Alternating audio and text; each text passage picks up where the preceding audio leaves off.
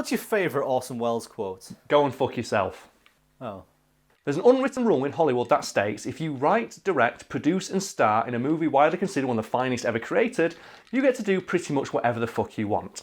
If you're not familiar with this rule, that's not surprising, considering it only applied to a single man, Orson Welles.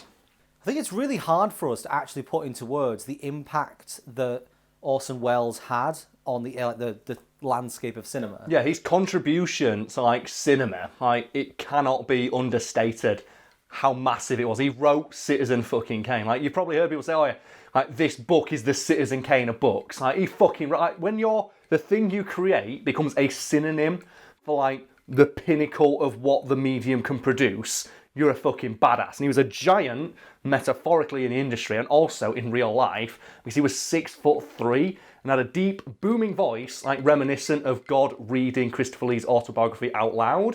So he was like not only intimidating because of like his stature in the industry, but just because he was a giant fucking mountain of a man. So Orson Welles was both physically and metaphorically imposing. Yes, and that's something that only became more true the older he got, because as Orson Welles got older, he got wider. So I'm assuming when you say wider there, you mean he ate a footload? Yes, Orson Welles' love of all things deep fried was well known, and his weight ballooned to hundreds of pounds as he got older, which made him physically terrifying in person. Like, because combined with his height, he was a gigantic mountain of a man with his like huge booming voice. And there's a lot of rumours like people say, oh yeah, he only got fatter as he got older because he was bored and just eating all the time. The truth is no, he always ate that much, but it's similar to Marlon Brando we've talked about before. The first in our series of talking about people not giving a fuck is that when he was a younger man, he could just crash diet and lose all the weight he gained from eating. But as he got older, obviously he lost the ability to do that. But there are stories of Orson Welles walking into restaurants and ordering 3 steaks at once, which I like to now start calling the Orson Welles special. So that's like the Joey special, isn't it? It's like we order the Joey special, 2 pizzas. Like the thing is that I order the Joey special all the time. Yeah, because it's cheaper, isn't it? Yeah, you can confirm. Whenever I order a takeaway, I always order 2 pizzas. Yeah, I remember because I've been on a perpetual diet now for 8 years, and I remember when I lived with you and you always came back with 2 pizzas. I was like, I could have had one of those pizzas. After a night out, I just demolished 2 pizzas, 2 boxes of wedges, and a can of Coke and go to bed. Do you remember me picking up your takeaway that night out a few weeks ago? Yeah. You actually remember that? Yeah. Because I heard a knock. I was in bed. Yeah. I heard a knock on the door and I went down. I fucking demolished that pizza. Yeah, the takeaway guy was like, oh, did you not order food? And I turned around and directly straight ahead of me was you just passed out on the settee. And I was like, I think it's for that guy. And he went, oh, do you want me to take it back? I was like, no, I'll take it. I demolished it. And I went and woke Karl up. And I got you a glass of water, and I got you ketchup, I got you salt, and I got you another sauce, and then I went to bed. Yeah, I fucking smashed that pizza. I'm grateful. No, demolished appreciate what I did for you. Fuck you. You pick up my laundry. It was just the fact that it was like something from a sitcom where I'd step out of the way of the camera and turn around. Camera pans. I just passed out on the settee. Surely eating that much is bad for your health. It really is, and Orson Welles' own doctor warned him, please stop ordering food for 4 unless you bring another 3 people with you. An anecdote he liked so much he started telling it to people that he met when he ordered 3 steaks. So he'd order 3 steaks, go, my doctor told me to stop doing this. Just inhaling like a fucking Saiyan, just like Goku eating the giant fucking plate of steaks. You can't stop him. The thing is though, no one's going to tell Orson Welles what the fuck to do. Like, you're going to go to Orson Welles of all people and say, I'm sorry sir, you can't order 3 steaks. He's like in the Tuxedo when Duke Devlin. Is it Duke Devlin, the guy the super suave, mega awesome guy who orders a pizza in Burger King and gets one? It's like, that's what Orson Welles would be like. It's like, you can't do that. It's like, I'm fucking awesome, I'll do what I want.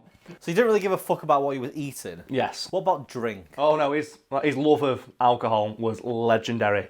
And there are stories of Orson Welles racking up bar tabs higher than the GDP of third world countries.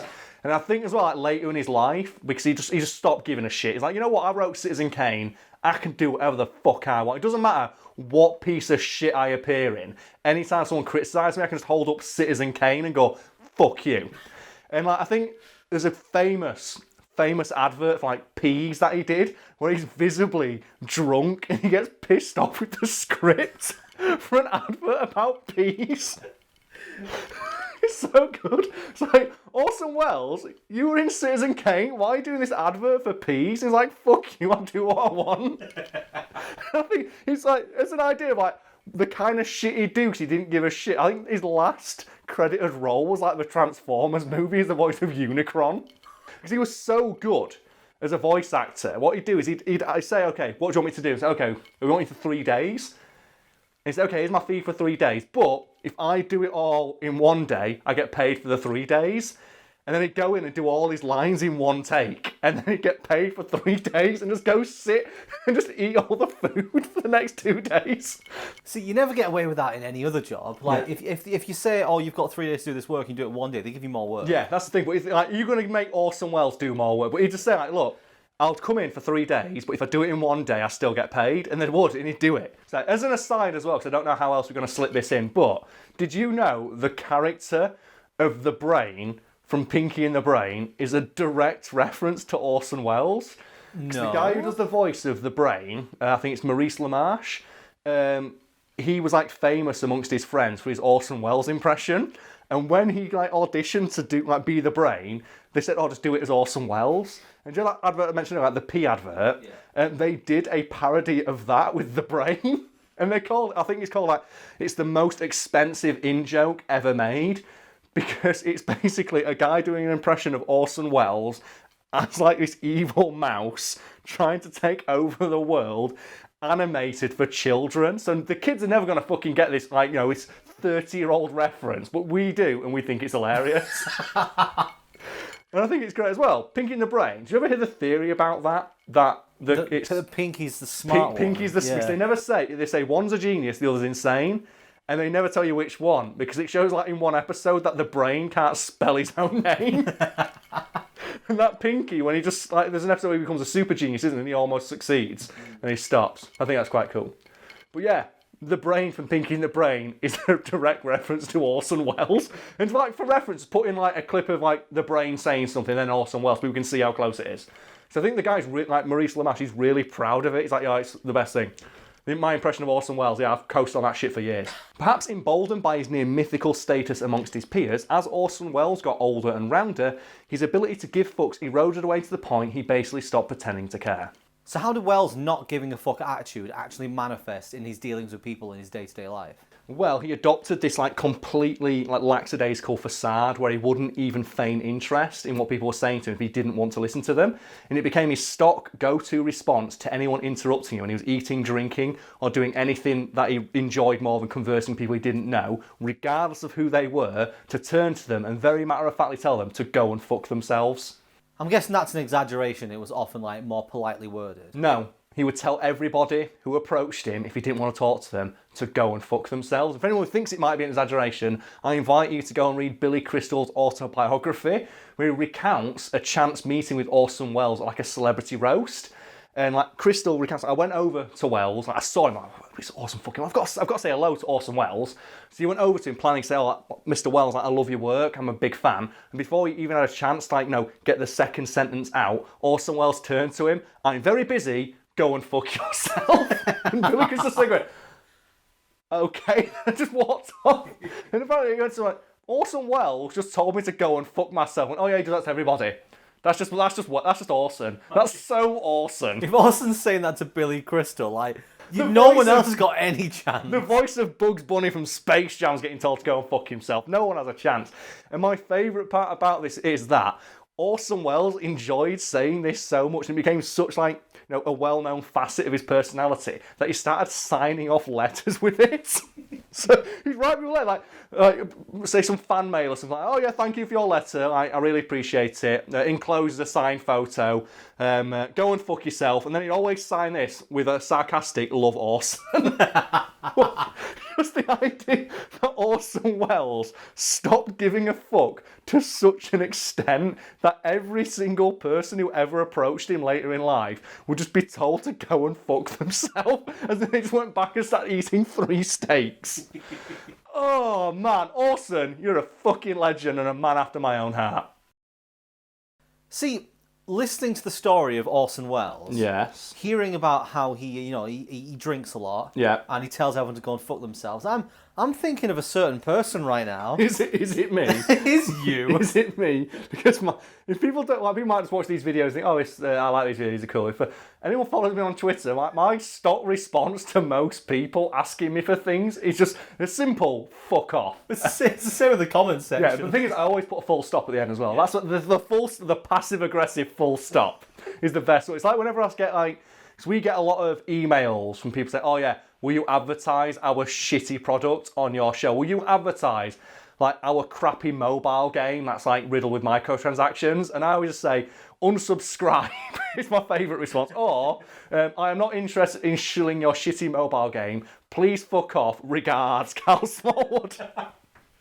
It's the regards that does it. It's the passive-aggressive regards. What's that one in the comment section once? So someone, you went, fuck off, someone, that's a bit rude. Yeah, please kindly fuck off. So, oh yeah, this video would look like, the quality of videos would go up if you only addressed the camera and stopped talking to your cameraman.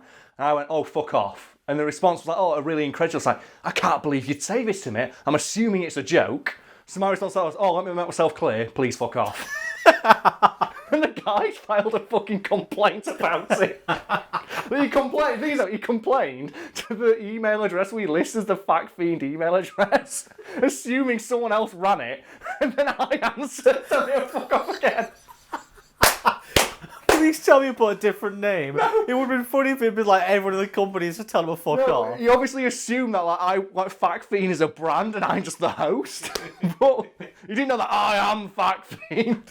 I just love the idea that this guy sat down at this really long-winded, snotty email saying, oh yes, your host is very rude to his fans. I don't think this is like, the reputation you want your company to have online. And his response was just, that was me, fuck off.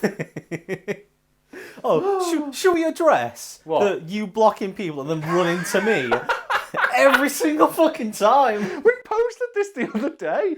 I posted on Twitter, if you send me shitty memes, I'll block you because I don't need that crap in my life.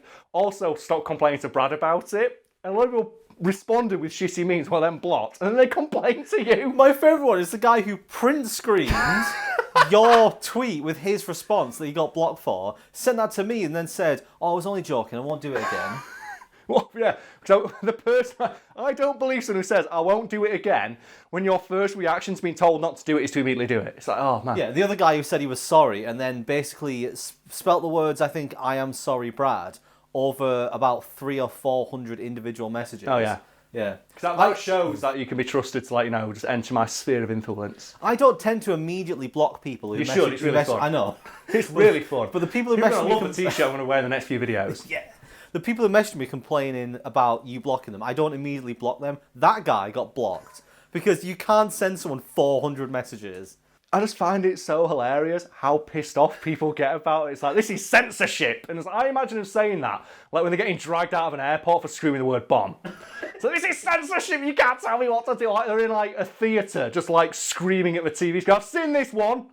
It's the entitlement that gets me. Yeah. When people are like, oh, watch my thing, or look at this, or see this. They're not thinking like, this guy's got several 100,000 people watching the videos.